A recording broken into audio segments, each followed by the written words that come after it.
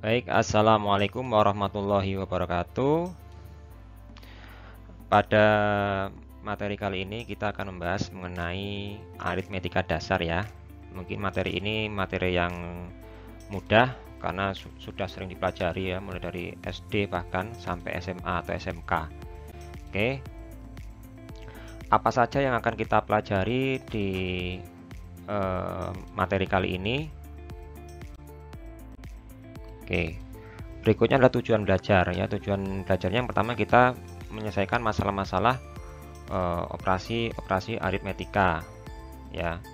Yang kedua, memahami perhitungan KPK FEP pada bilangan bulat, dan yang ketiga, menggunakan urutan prioritas dalam operasi aritmetika. Dan nanti yang terakhir ada tambahan, yaitu menggunakan angka Romawi. Oke, ini adalah daftar simbol yang lazim kita gunakan ya. Jadi ada simbol plus, kemudian kurang, kali, bagi ya. Ini sudah umum. Jadi kalau bagi nanti bisa pakai titik dua gini, atau pakai garing gini ya, atau pakai seperti ini pecahan. Jadi seperti itu. Ada simbol pecahan, contohnya A per B. Ada kurung ya, kurung ini macam ada tiga, ada kurung biasa, ada kurung siku, ada kurung kurawal. Kemudian ada simbol, misalkan nanti kita akan menggunakan simbol persen, per mil, akar ya. Oke, berikutnya struktur bilangan ya. Sebelum kita masuk ke aritmetika, kita refresh kembali tentang struktur bilangan. Jadi struktur bilangan itu yang paling puncak adalah namanya bilangan kompleks. Bilangan kompleks nanti dibagi lagi menjadi bilangan real dan bilangan imajiner.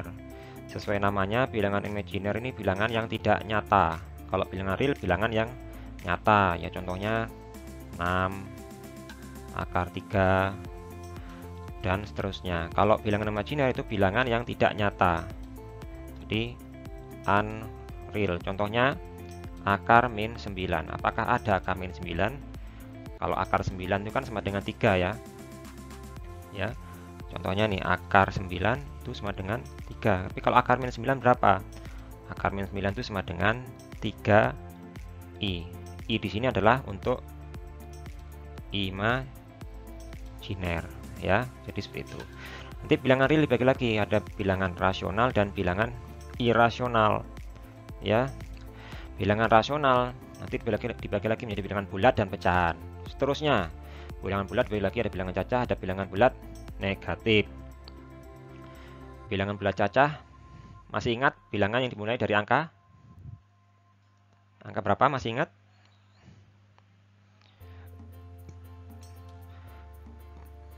Ya, bisa dimulai dari angka 0 ya. Kalau bilangan asli itu dimulai dari angka 1 ya. Bilangan asli nanti dibagi lagi, ada bilangan 1, bilangan prima, dan bilangan komposit ya, dan seterusnya. Baik ya, ini himpunan dari bilangan cacah ya. Bilangan cacah dimulai dari 0, 1, 2, 3, 4. Kalau bilangan asli itu dimulai dari 1, 2, 3, 4 ya, bedanya itu. Kalau bilangan bulat itu ada bilangan bulat negatif, ada 0, dan bilangan bulat positif. Bilangan rasional itu bilangan yang dapat dinyatakan dalam bentuk A per B atau pecahan ya. Kalau bilangan irasional itu bilangan yang tidak dapat dinyatakan dalam bentuk A per B.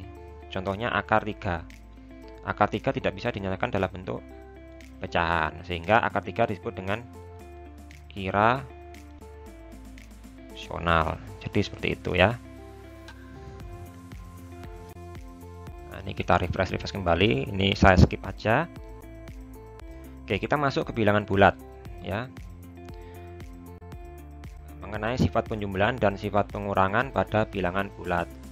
Jadi sifat penjumlahan pada bilangan bulat yang pertama adalah sifat tertutup. Contohnya A ditambah B sama dengan C. Dengan C juga bilangan bulat. Misalnya 3 ditambah 2 sama dengan 5. Nah, 5 ini adalah bilangan bulat. Contoh lagi, 2 dikurangi 6 sama dengan min 4. Nah, min 4 juga bilangan bulat. Maka dari itu ini disebut dengan sifat tertutup. tertutup. Baik, sifat komutatif, yakni A plus B sama dengan B plus A. Dibolak-balik hasilnya sama. Contoh, 2 ditambah 3 itu sama dengan 3 ditambah 2. Lalu sifat asosiatif, contoh dalam kurung 2 ditambah 3 tambah 4 itu sama dengan 2 ditambah dalam kurung 3 tambah 4. Kita cek hasilnya.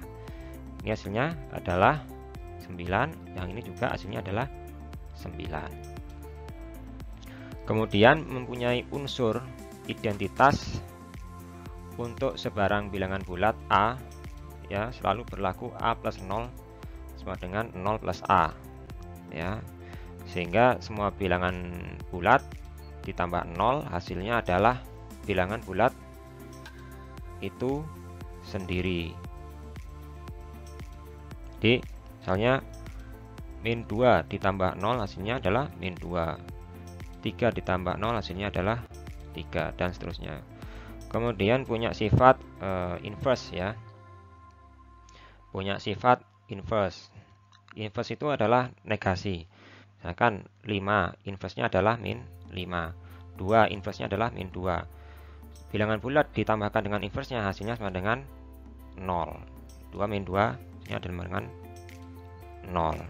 Oke, dan seterusnya. Operasi pengurangan pada bilangan bulat berlaku sifat tertutup, ya. Jadi berlaku sifat tertutup, bukan sifatnya tidak terbuka.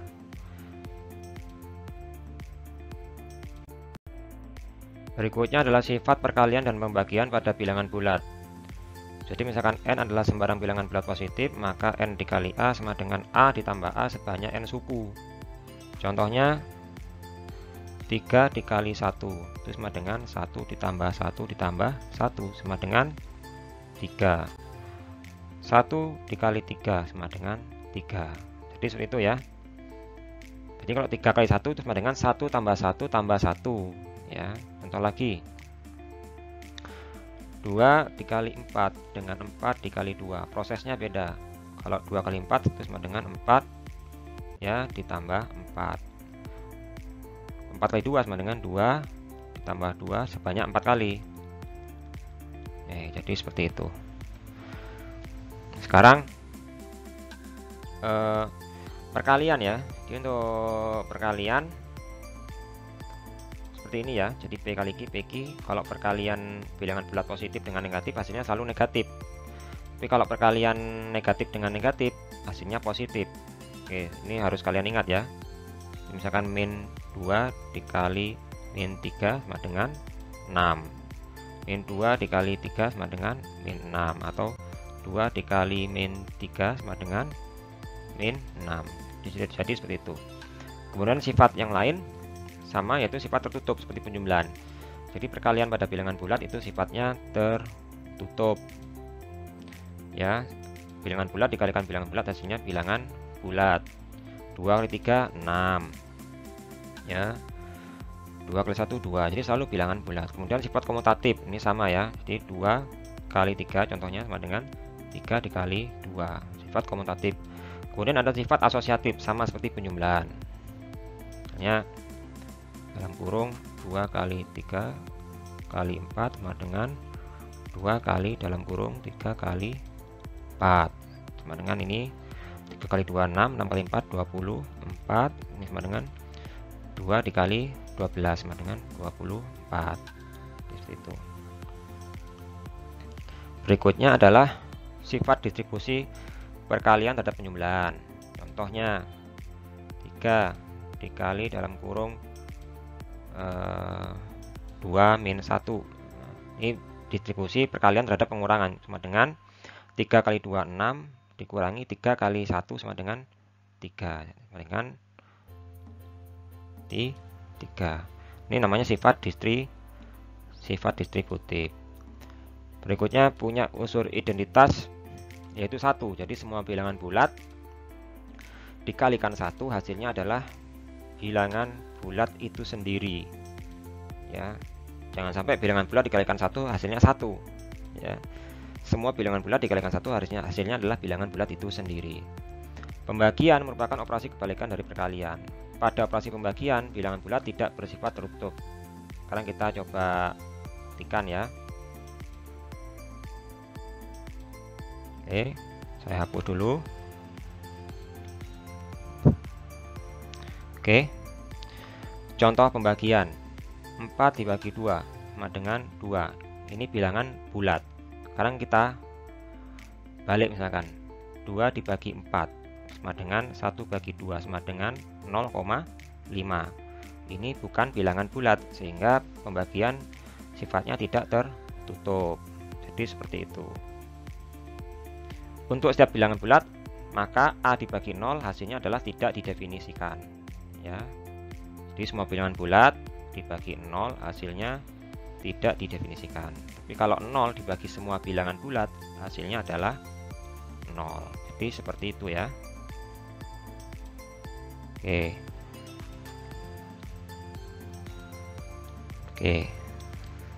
Baik, kita lanjutkan. Oke, ini urutan ya nanti. Nah, sekarang urutan prioritas dan tanda kurung. Apabila dalam suatu operasi hitung campuran bilangan bulat terdapat tanda kurung ya. Terdapat tanda kurung, ada penjumlahan, perkalian, pembagian, pangkat, maka yang dikerjakan terlebih dahulu yang mana? Yang dikerjakan yang terlebih dahulu adalah yang tanda kurung, baik itu kurung biasa, kurung siku, kurung kurawal ya, kemudian perpangkatan ya, bisa gini ya, atau pangkat gini. Kemudian yang kedua adalah perkalian dan pembagian, dan yang terakhir adalah penjumlahan dan pengurangan. Jika semuanya sudah dikerjakan sesuai urutan, maka langkah selanjutnya adalah dikerjakan dari kiri ke kanan ya, dari kiri ke kanan. Jadi seperti itu ya. Jadi harus sesuai dengan urutan prioritas, jangan sampai kebalik, nanti dikerjakan dari kanan ke kiri ya, itu keliru ya. Harus dikerjakan dari kiri ke kanan kalau sudah setara semua, misalkan tinggal penjumlahan pengurangan atau tinggal perkalian pembagian. Baik, berikutnya adalah mencari FPB ya. Dalam mencari FPB mestinya kalian sudah sering mendengar dulu ya, namanya FPB itu apa ya? FPB adalah faktor persekutuan terbesar. Faktor persekutuan terbesar adalah bilangan bulat positif terbesar yang dapat membagi habis kedua bilangan tersebut ya. Gampangannya seperti ini. Coba saya ambil pulpen dulu. 4 dan 6, FPB nya berapa? Pasti FPB nya adalah 2. FPB nya 2, karena apa? Karena 4 dibagi 2 sama dengan 2, habis ya. Terus 6 bagi 2 sama dengan 3, habis, tidak menyisakan. Ini contoh habis dibagi ya, contoh yang habis dibagi. Kalau yang tidak habis dibagi yang bagaimana? Contohnya seperti ini, 6 bagi 4. Nah, ini kan sama dengan 1 ya, sama dengan 1, sisa 2. Jadi seperti itu ya. Ini contoh yang tidak habis dibagi. Kalau 6 bagi 2 sama dengan 3, berarti kan habis dibagi. Oke, cara mencari FPB adalah dengan cara faktorisasi prima ya, faktorisasi prima. Jadi bilangan prima kalian tahu ya, bilangan prima itu bilangan yang habis dibagi 1 dan bilangan itu sendiri. Contohnya 2, 3, 5, 7, 9, 11, 13. Oke ya. Oh, tunggu. 9 apakah termasuk bilangan prima? Coba kita lihat. Apakah 9 itu punya 2 faktor? Ya, 9 itu punya 3 faktor. Apa faktornya? 1, 3, dan 9. Jadi 9 bukan bilangan prima karena punya 3 faktor. Ya, 1, 3, 9. Jadi bilangan prima itu bilangan yang punya 2 faktor. Kita lihat sekarang faktorisasi prima dari 20 dan 30. Kita bagi dengan bilangan prima yang paling kecil dulu. Contoh, 20 bagi 2 sama dengan 10 bagi 2 sama dengan 5. Sehingga faktorisasinya adalah dari 20 sama dengan 2 pangkat 2 kali 5. Dari 30 bagi 2, 15 bagi 3 sama dengan 5. Sehingga 30 faktornya adalah 2 kali 3 kali 5. Sekarang untuk mencari FEB-nya, kita cari faktor dari pohon faktor ini yang pangkatnya terendah dan ada di masing-masing faktor. 3 kita ambil karena 3 di sini tidak ada ya. 2 kita ambil karena di sini ada, kita ambil yang pangkatnya paling kecil yaitu 2. 5 kita ambil karena pangkatnya sama, kita ambil salah satu yaitu 5. Sehingga 2 kali 5 sama dengan 10. Nah, 10 ini adalah faktor dari 20 dan 30. Jadi seperti itu. Jadi 20 bagi 10 habis, 30 dibagi 10 itu habis. Nah, ini contoh FEB dari 48 dan 60. FEB-nya adalah 12. Ini sudah dipohon faktorkan ya. Ini dari 48, kemudian ini dari 60. 2 kita ambil yang pangkatnya paling kecil yaitu 2 pangkat 2. 3 kita ambil pangkatnya paling kecil yaitu 3. 5 tidak ada, jadi tidak perlu kita ambil, sehingga FEB-nya 2 pangkat 2 kali 3 atau 4 kali 3 sama dengan 12. Nah, ini KPK, masih ingat ya, KPK itu apa ya? Kelipatan persekutuan terkecil ya. Kelipatan persekutuan terkecil atau lebih dikenal dengan sebutan KPK, yang merupakan bilangan bulat positif terkecil yang dapat habis dibagi oleh kedua bilangan tersebut. Kita bisa mencari KPK dengan cara faktorisasi prima ya, sama seperti mencari FEB. Namun ada caranya, yaitu kita mencari pangkat yang paling besar. Kalau tadi di FEB adalah kita cari pangkat yang paling kecil. Nah, ini contoh 8 itu faktornya adalah 2 pangkat 3. 12 faktornya adalah 2 pangkat 2 kali 3. Terus 30 faktornya adalah 2 kali 3 kali 5. Maka KPK-nya kita ambil yang pangkatnya paling besar, yaitu ini ya, ini kita ambil.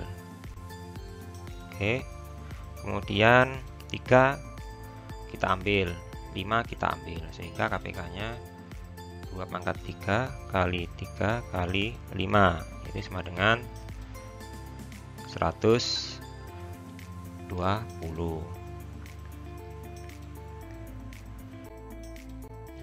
Gunanya KPK dan PB itu untuk apa? Yang pertama, untuk menyederhanakan pecahan. Contoh yang sederhana, misalkan sederhanakan pecahan berikut misalnya. Sederhanakan pecahan berikut. Contohnya 4/6, sederhanakan. Maka cara menyederhanakannya kita bisa dibagi dengan FEB-nya. 4 dan 6 FEB-nya berapa? 2. Jadi 4 bagi 2, 6 bagi 2. Ini sama dengan 2/3. Contoh lagi, ini ya, 15 bagi 25. FEB-nya adalah 5. Sehingga kalau kita jadikan pecahan sederhana, kita bagi masing-masing pembilang dan menyebutnya dengan 5. Jadi 3/5. Dan seterusnya, 24/32 kita bagi dengan 8 karena FEB-nya 8. Jadi bagi 8, ini bagi 8. Ini sama dengan 3/4. Nah, sekarang kegunaan dari KPK. Jadi KPK itu digunakan untuk menyamakan penyebut ya, untuk operasi penjumlahan, pengurangan dari pecahan. Kalau operasi perkalian pembagian nggak perlu samakan penyebut. Yang perlu samakan penyebut cukup pecahan untuk penjumlahan dan pengurangan. Contoh ini ya, 5/6 tambah 7/8. Nah, ini kita samakan penyebutnya ya, 8 dengan 6 itu KPK-nya adalah 24 ya. 24 bagi 6 sama dengan 3 kali 5 sama dengan 24 bagi 6 dengan 4 kali 5 sama dengan 20 ya. Mungkin ini asal ada yang keliru ya, ini harusnya 6 ya. Jadi seperti itu, 24 bagi 8 sama dengan 3, 7 kali 3 sama dengan 24. 1 ya. Jadi hasilnya seperti ini. Nah, ini contoh lagi. 1/2 dikurangi 3/4. Ini KPK-nya kan 4 ya. Jadi 4/2 sama dengan 2. Ini sehingga hasilnya adalah min 1/4. Dan satu lagi yaitu digunakan untuk mengurutkan ya pecahan dari kecil sampai yang besar. Contohnya nih 2/3, 5/6, 4/5, dan 3/4. Urutkan dari kecil ke besar. Nah, makanya kita harus samakan menyebutnya dengan cara mencari KPK dari 3, 6, 5, dan 4. Berapa KPK-nya? Misalnya adalah 60 ya. Kalau sudah, nanti 60 dibagi dengan penyebutnya dikalikan dengan pembilangnya, lalu kita urutkan dari besar ke kecil. Contohnya seperti ini ya. Di 40, 45, 48, 50. Oke, dan seterusnya.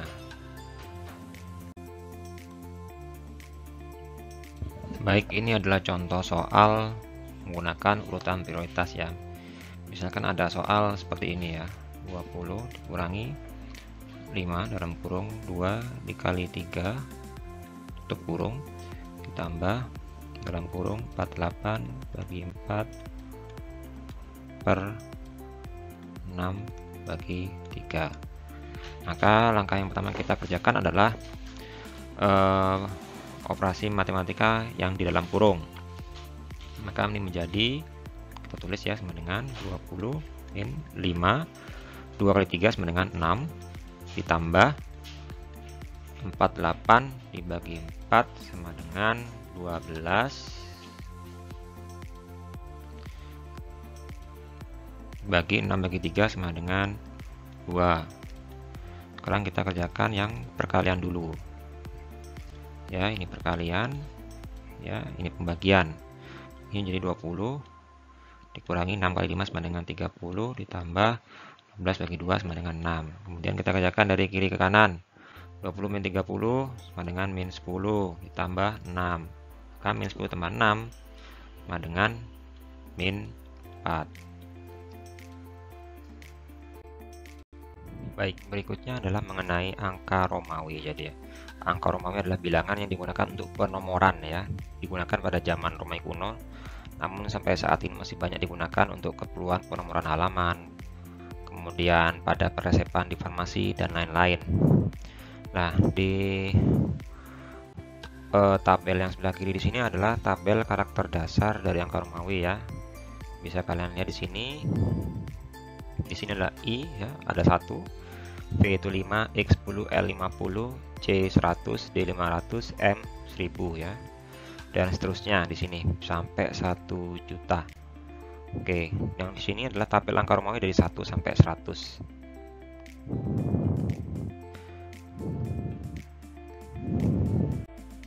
Nah, sekarang bagaimanakah cara penulisan angka Romawi? Yaitu langkah-langkah transaksi angka desimal ke angka Romawi adalah sebagai berikut. Tulis angka desimal yang akan diubah, contohnya 1989. Maka kita jabarkan yang mana satuannya, puluhannya, ratusan, ribuan, dan seterusnya. Maka 1989 kita jabarkan, ribuannya adalah 1000, ratusannya 900, puluhannya 80, satuannya 9. Maka nanti kita jumlahkan. 1000 angka Romawinya adalah M, 900 angka Romawinya adalah C, M, dan 80 angka Romawinya adalah L, X, X, X, X, dan 9 adalah IX. Kemudian kita gabung yang menjadi M, CM, L, X, X, X, X, IX ya. Ini adalah dengan 1989 ya. Jadi jika karakter dasar itu ada di depan, maka itu menambah ya. Kalau karakter dasarnya ada di sebelah kiri, maka mengurangi. Contohnya ini ya, CM ini sama dengan, berarti 1000 dikurangi 100 ya, sama dengan 900. Kemudian L ya, L itu karakter dasarnya 50. Kalau ditambah X nya 3, berarti L X X X sama dengan 50 ditambah 30 sama dengan 80.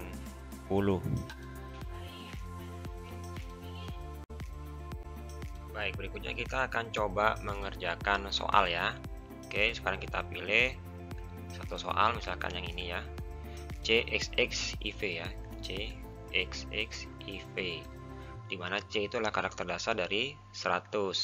Kemudian XX adalah 20 dan IV adalah 4, sehingga CXX IV sama dengan 124. Kemudian yang ini 78 kita breakdown lagi ke karakter dasar yang paling dekat dengan 70 apa? Ke sebelah kirinya, yaitu 50. Oke, 50. Kemudian sisa 28. 28 kita breakdown lagi ke karakter yang dekat, yaitu 20. Dan satuannya adalah 8, sehingga kita bisa menuliskan di sini adalah 78 menjadi 50 itu L ya, 20 XX dan 8 adalah PII, sehingga menjadi ini 78. Sekarang coba kita contohkan lagi 1421. Ini kita breakdown menjadi ribuannya yaitu 1000, kemudian ratusannya itu 400, kemudian puluhannya 20 dan satuannya adalah 1, sehingga bisa kita tuliskan 1000 itu adalah M, kemudian 400 itu adalah CD ya, D itu 500 dikurangi C jadi 400, kemudian 21 kita tuliskan menjadi seperti ini 21.